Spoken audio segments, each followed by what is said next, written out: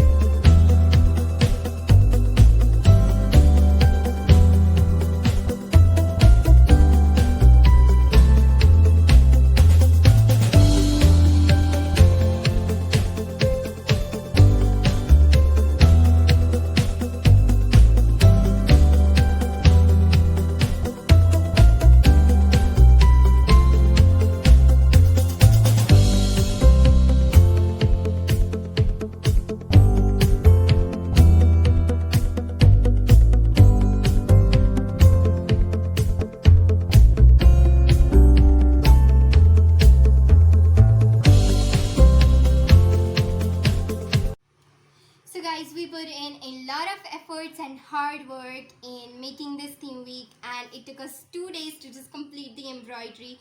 So please like this video for all the efforts we are putting in to bring the creative ideas in the theme week for you, and also share this video as much as you can. And if you are watching our videos for the first time, please subscribe and hit that bell icon to get the latest notifications. Stay tuned for the next RadhaKrishn theme craft that is coming tomorrow. Till then,